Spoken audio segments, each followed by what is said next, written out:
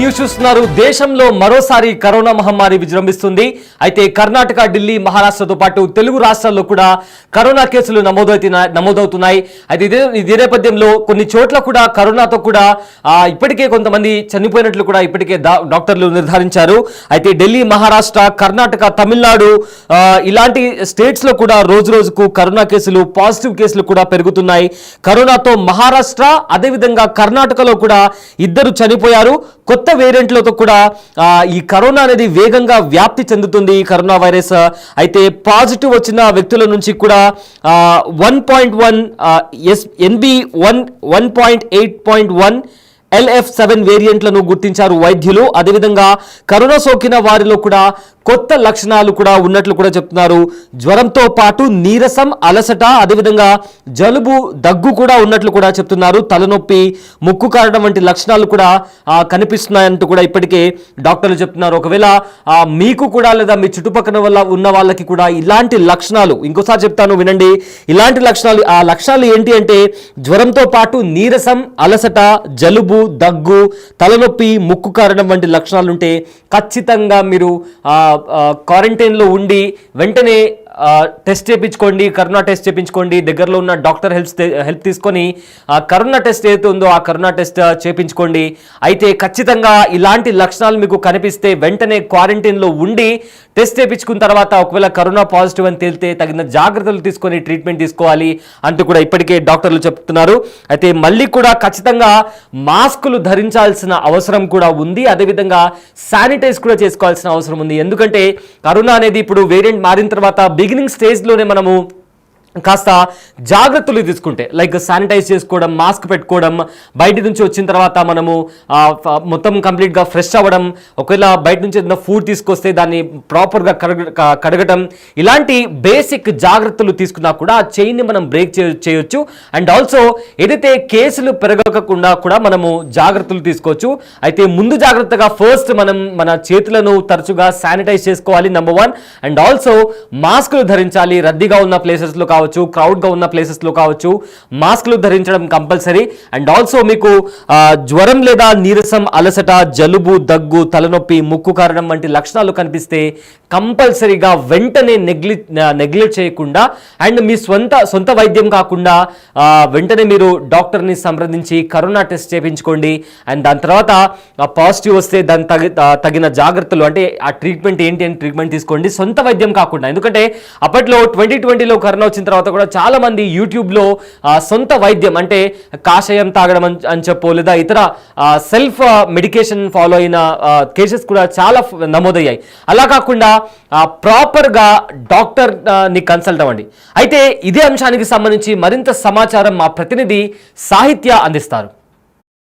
దేశంలోకి కరోనా మహమ్మారి మళ్ళీ ఎంటర్ అయింది. అయితే రాష్ట్రంలో కూడా పలు కేసులు అయితే నమోదవుతున్న పరిస్థితి అయితే ఉంది. విశాఖలో తొలి కేసు అయితే నమోదైన నేపథ్యంలో ఇటు విజయవాడలో కూడా ఎన్టీఆర్ జిల్లా వ్యాప్తంగా కూడా ఈ కోవిడ్కి సంబంధించి ప్రతి ఒక్క డీటెయిల్ని అయితే కనుక ఇక్కడ ఎన్టీఆర్ జిల్లా కలెక్టరేట్ పరిధిలో అయితే కనుక ప్రతి ఒక్కరికి కూడా చెప్తున్న పరిస్థితి అయితే ఉంది. ఏదైతే ప్రభుత్వ ఆసుపత్రిలో కూడా ఒక కోవిడ్ ఐసోలేషన్ వార్డుని అయితే ఏర్పాటు చేయడం జరిగింది. అయితే కరోనా వైరస్ మళ్ళీ విజృంభిస్తున్న నేపథ్యంలో ప్రజలందరూ కూడా ఖచ్చితంగా అప్రమత్తంగా ఉండాలి అంటూ కూడా సూచనలు అయితే చేస్తున్న పరిస్థితి ఉంది. ప్రస్తుతం మనం గవర్నమెంట్ హాస్పిటల్లో ఏదైతే ఒక వార్డుని ఏర్పాటు చేశారో కోవిడ్ ఐసోలేషన్ వార్డు, ఎవరికైతే కోవిడ్ కేసులు నమోదవుతాయో వాళ్ళకి కనుక ఈ గవర్నమెంట్ హాస్పిటల్లో అయితే కనుక ఈ వార్డుని ప్రత్యేకంగా ఏర్పాటు చేయడం అయితే జరిగింది. అందులో ఆల్రెడీ కూడా ఒక పేషెంట్ ఉన్నట్టుగా కూడా మనకి క్లియర్ కట్గా అర్థమవుతోంది. అయితే ఇక్కడ మనం ఈ ఐసోలేషన్ వార్డుకి సంబంధించి కూడా ప్రతి ఒక్కళ్ళు, అంటే గతంలో కోవిడ్ ఎప్పుడైతే వచ్చిందో 2021లో అప్పుడు ప్రతి ఒక్కళ్ళు కూడా ఐసోలేటెడ్గా ఉండాలి, మాస్కులు ధరించాలి, గుంపులుగా తిరగకూడదు అంటూ కూడా ఖచ్చితంగా అన్ని సూచనలు అందించిన పరిస్థితి అయితే ఉంది. అదే నేపథ్యంలో ఇప్పుడు ఇంకో కోవిడ్ వార్డుని, అంటే అటు 3 ఇటు 3 బెడ్లను అయితే వేసి ఖచ్చితంగా వాళ్ళకి తగిన సదుపాయాలను అయితే కనుక అందిస్తూ ఇక్కడ ఆక్సిజన్ ఎంతో ఇంపార్టెంట్. లాస్ట్ టైం కూడా ఆక్సిజన్ మాస్కులు, ఆక్సిజన్ గ్యాస్ కోసం అయితే కనుక చాలా ఇబ్బంది పడిన పరిస్థితి అయితే ఉంది. ఇటు సిపిఆర్ చేయడానికి కానీ లేకపోతే ఎలాంటి ఎక్విప్మెంట్ పరికరాలన్నింటినీ కూడా ఏర్పాటు చేసిన పరిస్థితి అయితే మనకు కనపడుతూ ఉంది. ఆ పేషెంట్ని మనం క్లియర్గా చూస్తే కనుక కోవిడ్ ఐసోలేషన్ వార్డులోనే ఆవిడని చేర్చిన పరిస్థితి అయితే ఉంది. ఆవిడ చాలా పెద్ద వయసులో వ్యక్తిగా కూడా కనపడుతూ ఉన్నారు. అయితే కోవిడ్ కేసులు నమోదవుతున్న వేళ ప్రతి ఒక్కళ్ళు కూడా ఖచ్చితంగా మాస్కులని ధరించాలి అంటూ కూడా డాక్టర్లు అయితే సూచిస్తున్న పరిస్థితి అయితే ఉంది. ఇటు ఎన్టీఆర్ జిల్లా వ్యాప్తంగా కూడా ఇక్కడ మనం ఏదైతే కోవిడ్ వార్డుకి సంబంధించి కూడా ప్రతి ఒక్కటి మనం డీటెయిల్గా చూడొచ్చు. ఇక్కడ సిపిఆర్ చేయడానికి కూడా ఒక పరికరాన్ని ఏర్పాటు చేసి ఇక్కడ బెడ్లను కూడా 3 బెడ్లను అయితే ఏర్పాటు చేసిన పరిస్థితి అయితే కనపడతా ఉంది.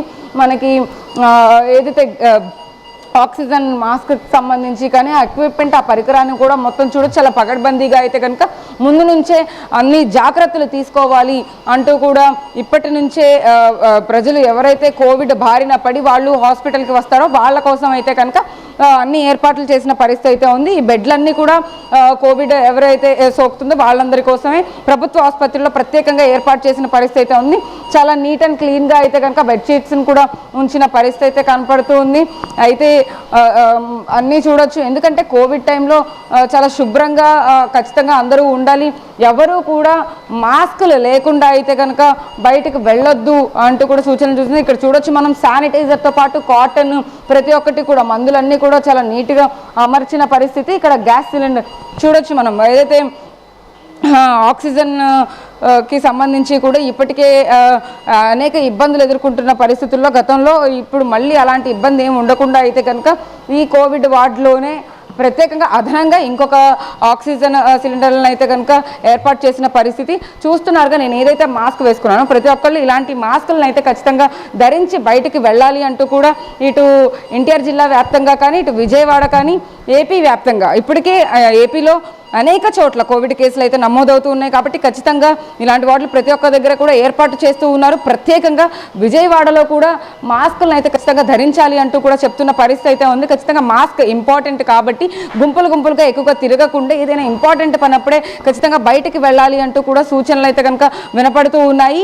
ఏదేమైనప్పటికీ కూడా కోవిడ్ మహమ్మారి ప్రజలందరినీ భయపెట్టేందుకైనా కనుక మళ్ళీ వచ్చేస్తోంది కాబట్టి దాని సిమ్టమ్స్ కూడా ఖచ్చితంగా దగ్గు జలుబు వంటివి కూడా కాకుండా ఇంకా ఎక్కువ వస్తాయి. ఒకసారి మనం ఆ పేషెంట్ని చూస్తే ఎంత ఇబ్బంది పడుతున్నారో మనం చూడొచ్చు.